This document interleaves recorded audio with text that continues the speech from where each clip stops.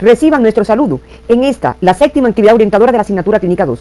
Como recordarán de sus estudios de Morfofisiología Humana 2, el sistema nervioso tiene dos propiedades fundamentales, la excitabilidad y la conductibilidad. Y dentro de sus funciones se encuentran la aferencia, el análisis e integración y la eferencia. Para el correcto estudio del sistema nervioso, este se divide desde el punto de vista topográfico en sistema nervioso central y sistema nervioso periférico, teniendo en cuenta el aspecto funcional en sistema nervioso somático y sistema nervioso autónomo. Desde el punto de vista filogenético, se suele clasificar en sistema segmentario y suprasegmentario. En el segmentario se establecen relaciones directas de aferencia y eferencia con la periferia, médula espinal y tronco encefálico. En el suprasegmentario, cuando estas relaciones de aferencia y eferencia se realizan a través de una tercera neurona intercalada, es decir, en el cerebelo, diencéfalo y telencéfalo o cerebro. Como debes recordar, el trofismo o desarrollo muscular depende de las condiciones de nutrición muscular, desarrollo y renovación de tejidos como la piel, el panículo adiposo, el tejido muscular, el óseo y las articulaciones, regulado por el sistema nervioso. En el examen físico del sistema osteomioarticular que estudiaste en la asignatura Clínica 1, fue abordado este aspecto tan importante, pero es aquí, en la exploración específica del sistema nervioso, donde adquiere una mayor relevancia por los trastornos que pueden evidenciar. Como en el estudio de los demás síntomas y signos, para los trastornos del trofismo se utiliza la inspección y la palpación, y dentro de esta última, las mediciones de las masas musculares que deben realizarse de forma simétrica con una cinta métrica maleable, para que se aplique sin dificultad sobre la superficie del cuerpo que se va a medir. Los trastornos tróficos se pueden clasificar en alteraciones cutáneas y unguiales, alteraciones articulares, atrofia ósea u osteoporosis y alteraciones del miotrofismo. Estas alteraciones deben revisarlas en su libro de texto y en esta actividad nos referiremos a las alteraciones del miotrofismo. En las alteraciones tróficas propias del músculo pueden encontrarse las siguientes: las atrofias, las que constituyen la manifestación más frecuente y hay evidente disminución del volumen de masas musculares; las hipotrofias, que se observan en los enfermos que permanecen en el lecho por largos periodos de tiempo; las pseudohipertrofias, las cuales las masas musculares se manifiestan como aumentadas de volumen y a la palpación se descubre una consistencia aumentada o un tono muscular disminuido; y la hipertrofia verdadera, como se observa en los atletas bien entrenados. Las atrofias por desuso afectan a un músculo o grupo de músculos de una extremidad o de un hemicuerpo. ¿Qué ocurre cuando ese músculo no se utiliza? Como se observa en los pacientes con lesiones cerebrales que producen parálisis y producto a esto no utilizan ese miembro, no constituyendo una atrofia verdadera, ya que la primera neurona motora o piramidal no tiene función sobre el trofismo muscular. Las neurógenas se producen por lesión de la neurona motora del asta anterior de la médula espinal, acompañadas de parálisis de músculos afectados, con hipotonía muscular marcada y fasciculaciones. Predominan estas en músculos distales. Las miopáticas o propias del músculo comienzan en la infancia o en la adolescencia, tienen carácter genético, de localización proximal y la cara, coinciden con pérdida de la fuerza y de las alteraciones enzimáticas como la transaminasa glutámico oxalacética, la aldolasa y la creatinfosfoquinasa. La alteración de los reflejos tiene valor no solo como elemento de localización topográfica, sino porque unido a otros hallazgos permite un diagnóstico clínico.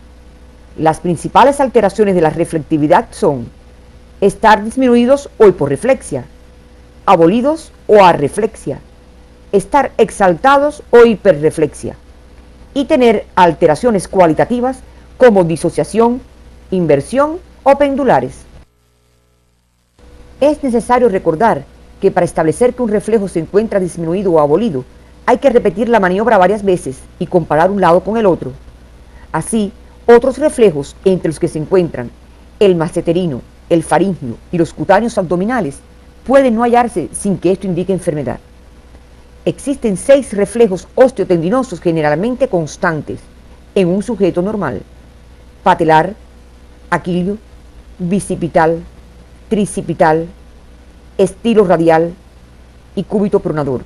Los 4 primeros siempre estarán presentes durante la exploración y los 2 últimos son difíciles de obtener.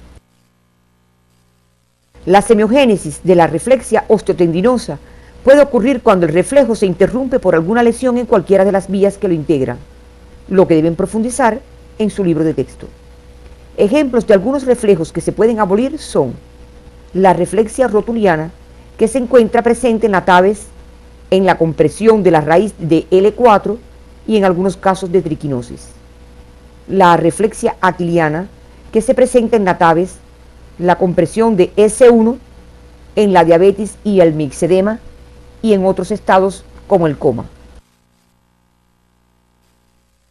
La abolición o disminución de los reflejos cutáneo-mucosos o superficiales están presentes también en las lesiones del arco reflejo elemental, pero como también tienen un arco superior cerebromedular, las lesiones que afectan a este determinan igualmente su disminución o abolición. Por lo anteriormente explicado, es que la abolición de los reflejos cutáneo-mucosos abdominales, el cremasteriano y plantar es una regla en pacientes con lesiones piramidales, que contrastan con la hiperreflexia profunda. Ejemplos de la abolición de estos reflejos son la abolición del reflejo corneal y la abolición del reflejo faríngeo. La exacerbación de los reflejos o hiperreflexia, especialmente la osteotendinosa, es característica de las lesiones de la vía piramidal en cualquiera de su trayecto, ya que esta vía ejerce un control en la inhibición de la actividad refleja, que es función de la segunda neurona motora que se encuentra en las astas anteriores de la médula espinal. Durante la exploración del reflejo cutáneo plantar, normalmente existe a la estimulación de esta región una flexión de los dedos del pie, como se muestra en la imagen que aparece en la pantalla. Pero cuando hay daño en la vía piramidal, este reflejo no se produce de esta manera, apareciendo el signo de Babinski, como se aprecia en la imagen, que denota daño en la vía piramidal y en la mayoría de las veces, con excepción de los primeros años de vida, es siempre patológico. Al mencionar las alteraciones de los reflejos, debemos tener presente el clonus, que consiste en una serie de contracciones involuntarias rítmicas determinadas en un grupo muscular por la extensión brusca y pasiva de los tendones. Para que éste se produzca, la extensión del tendón debe ser continua. El clonus se diferencia del reflejo en que la estimulación se prolonga de tal manera que, habiendo terminado la primera contracción, se produce una segunda y así sucesivamente. Es necesario, para comprender la producción de este movimiento, revises en tu libro de texto la semiogénesis de este signo y su semiodiagnóstico. Otro de los hallazgos al examen físico que denotan alteraciones en este sistema son los trastornos del tono muscular, que pueden ser hipertonía, hipotonía y distonía. Las hipertonías consisten en un aumento del tono muscular originado generalmente por lesiones de la vía piramidal o extrapiramidal, antes de que sus fibras lleguen a la neurona motora del asta anterior de la médula espinal. Debes elaborar en tu estudio independiente un cuadro resumen donde expongas las diferencias entre la hipertonía de causa piramidal y la extrapiramidal. La hipotonía o disminución del tono muscular acompaña a menudo a las amiotrofias. Recuerda los trastornos del trofismo que ya estudiamos anteriormente. Y las distonías son estados de hipo e hipertonías o de ambas a la vez. De las alteraciones al examen físico neurológico, una de las más frecuentes la constituyen los trastornos de la motilidad, los cuales pueden ser parálisis, paresias e impotencia funcional.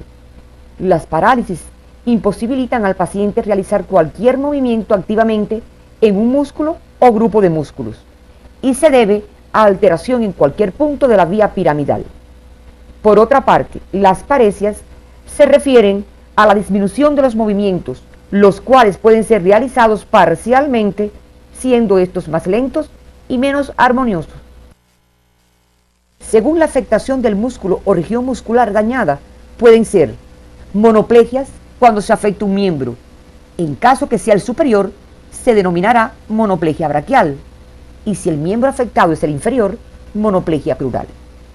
Si la parálisis toma un hemicuerpo, se denominará hemiplegia, derecha o izquierda según corresponda. Si se afectan dos miembros homólogos, se denominará paraplegia. Y cuando se afectan los 4 miembros, recibe el nombre de cuadriplegia. Las parálisis pueden deberse a la lesión de la primera neurona motora o neurona superior, o a la lesión de la neurona inferior o sus equivalentes en el tronco encefálico hasta su destino final. Las alteraciones en el examen físico neurológico relacionadas con el equilibrio y la praxia deben ser revisadas en su libro de texto y en los materiales didácticos que sobre este tema aparecen en el CD. Las alteraciones de la sensibilidad serán abordadas en el seminario integrador de esta semana. Dentro de los exámenes de laboratorio que se utilizan en este sistema para confirmar el diagnóstico, se encuentra el estudio del líquido cefalorraquídeo. Para el estudio del líquido cefalorraquídeo es preciso realizar una punción lumbar. Mediante este proceder, que es relativamente cruento, se debe procurar mantener la mayor precisión en su realización e interpretación para que no tenga que repetirse innecesariamente. La técnica de la punción lumbar debe ser conocida por todo médico general para su correcta realización y se le debe informar al paciente de la misma cuando se vaya a realizar. Para conocer esta, debe revisar en su libro de texto la descripción de la misma. Observa en la imagen que te estamos mostrando la posición correcta del paciente para su realización y el lugar más preciso donde debe introducirse la aguja. La punción lumbar se realiza para medir la presión del líquido cefalorraquídeo, observar el aspecto macroscópico del mismo y someter el líquido a diversas pruebas de laboratorio clínico y microbiológico, y realizar pruebas, si son necesarias, que permitan precisar bloqueo del espacio subaracnoideo.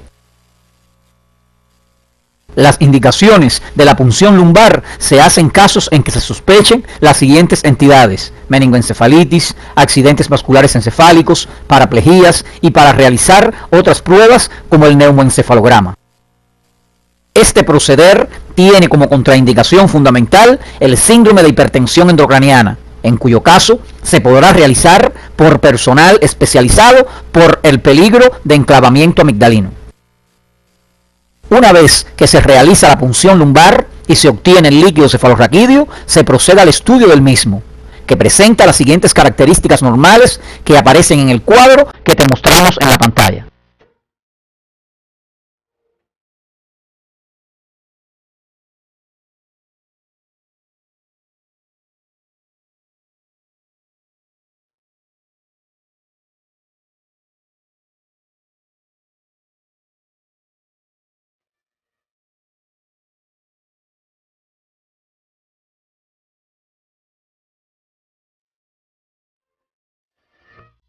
El estudio del líquido cefalorraquídeo también incluye otras sustancias como enzimas, tales como LDH e isoenzima cerebral de la creatina quinasa CKBB, globulinas totales y marcadores tumorales, entre otros. Estudia estos contenidos en el material de evidencias analíticas que aparece en tu CD. El semiodiagnóstico de las alteraciones del aspecto y el color en el líquido cefalorraquídeo son las siguientes. Si se muestra rojo sanguinolento, puede ser debido a una enfermedad cerebrovascular hemorrágica, ya sea por hemorragia subaracnoidea o hemorragia intraparenquimatosa con comunicación al canal medular. La punción traumática también produce este aspecto, pero con características bien diferentes. La colonización bacteriana produce un líquido cefalorraquídeo con aspecto turbio, de color gris, blanco amarillento o verdoso, lo que evidencia la presencia de pus. En este caso el líquido puede ser espeso. Si es de color amarillento, revela la presencia de íctero. La xantocromía es el aspecto amarillento que adquiere el líquido cefalorraquídeo después de ser centrifugado y es un signo inequívoco de la presencia de sangre en el canal raquídeo, como ocurre en la hemorragia subaracnoidea. Profundiza estos aspectos en el material complementario Evidencias Diagnósticas de Clínica 2 que aparecen en su CD.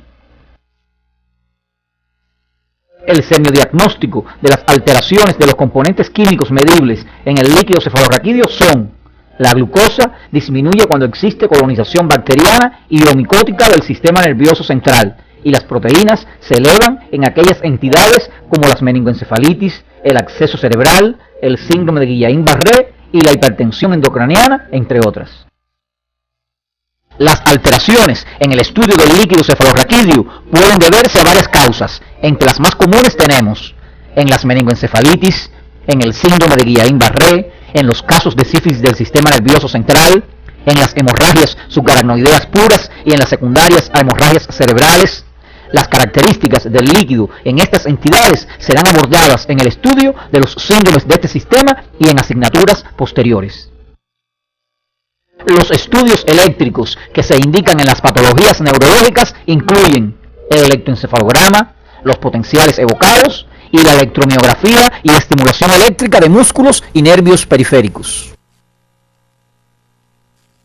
El electroencefalograma es una exploración que se puso en práctica por primera vez en 1929, el cual, a pesar de sus limitaciones, es un recurso de mucho valor en el estudio de los pacientes neurológicos, siempre que sus resultados no se consideren aislados, sino integrados a los datos clínicos. Es un estudio que no implica riesgos y puede realizarse en corto tiempo y a cualquier edad. Es un estudio de vital importancia en los pacientes con síndrome convulsivo. El electroencefalograma varía con la edad, el estado de conciencia y presenta caracteres diferentes en frecuencia y amplitud en las distintas áreas del cráneo donde se explora. Los distintos ritmos y ondas normales son las alfa y las beta. El ritmo alfa predomina en regiones occipitales con el paciente despierto y los ojos cerrados, y el beta sustituye al ritmo alfa cuando el paciente abre los ojos, piensa activamente o se sitúa en estado de atención a los estímulos externos. Predomina en las regiones anteriores de la cabeza. Los potenciales evocados constituyen respuestas electroencefalográficas a distintos tipos de estímulos sensoriales intensos que producen la estimulación simultánea de varios receptores. Los más usados en la práctica médica son los visuales, los auditivos del tronco encefálico y los somatosensoriales. Están indicados en casos de sospecha de tumor cerebral, enfermedades neurovegetativas, epilepsias, traumas craneales, esclerosis múltiple y retraso del desarrollo psicomotor. La electromiografía consiste en registrar los potenciales eléctricos del músculo en reposo y en actividad mediante electrodos insertados en los mismos. En el músculo normal, en reposo no se detecta actividad, pero durante el movimiento se detectan los potenciales de acción de las unidades motoras. Se indica esta prueba en enfermedades musculares, trastornos de la transmisión neuromuscular, enfermedades de las motoneuronas periféricas y en las parálisis simuladas que aparecen en las histerias de conversión. Otros estudios que ayudan a establecer el diagnóstico en estas enfermedades lo constituyen los imagenológicos, de entre los que se encuentran los que a continuación exponemos. Para realizar el estudio de las patologías óseas del cráneo es importante la radiografía de cráneo en diversas vistas, que son la vista posterior, la vista lateral de cráneo y la vista de base de cráneo, denominada vista de Town. Te mostramos una radiografía de cráneo posterior y lateral de características normales. Entre los exámenes que necesitan contraste yodado para el estudio de las patologías del sistema nervioso está la arteriografía cerebral o angiocerebral, examen realizado por cateterismo o punción directa de la arteria carótida e inyección de contraste yodado para visualizar arterias y venas cerebrales. Te mostramos una arteriografía cerebral normal en fase arterial. El examen de la tomografía axial computarizada de cráneo es de vital importancia dentro de los exámenes imagenológicos en el estudio de las patologías del sistema nervioso, ya que nos aporta datos como son la presencia de edema y atrofia cerebral, la presencia de tumor, la dilatación ventricular, anomalías congénitas, entre otras. La misma puede realizarse en forma simple o con contraste, que ofrece mucha más información diagnóstica, y es posible la realización de la angiotac cerebral para el estudio vascular del mismo. Te presentamos un caso de tumor del tipo del meningioma, un paciente con edema cerebral por infarto y una dilatación ventricular denominada hidrocefalia.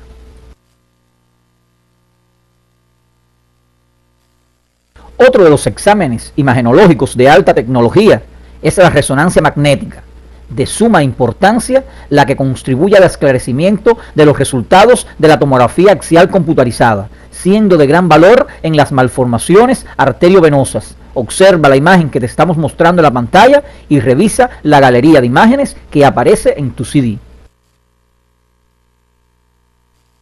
Para el estudio de los tumores del cráneo es importante el examen de la tomografía axial computarizada contrastada y la resonancia magnética, las cuales revelan lesiones como edema cerebral con imagen hiperdensa en su interior, que corresponde con el tumor, o las metástasis cerebrales y la presencia de desplazamiento de estructuras más allá de la línea media. Observa detenidamente la imagen que te mostramos en la pantalla.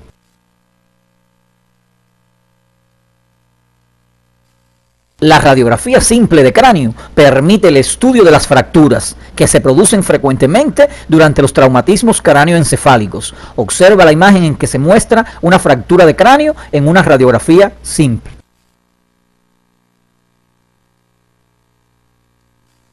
Los traumatismos de cráneo pueden presentar como complicaciones procesos de mayor envergadura, como son el hematoma epidural y subdural y los parenquimatosos. La tomografía axial computarizada de cráneo es de gran importancia en estos procesos, no solo para el diagnóstico, sino para la evolución de los mismos. Te exponemos una imagen de hematoma subdural y de hematoma epidural a través de una tomografía axial computarizada. El estudio de las hemorragias cerebrales puede hacerse por tomografía axial computarizada contrastada o simple, siendo su localización intraparenquimatosa o intraventricular, con o sin dilatación de los mismos. Te presentamos dos casos de una hemorragia intraparenquimatosa.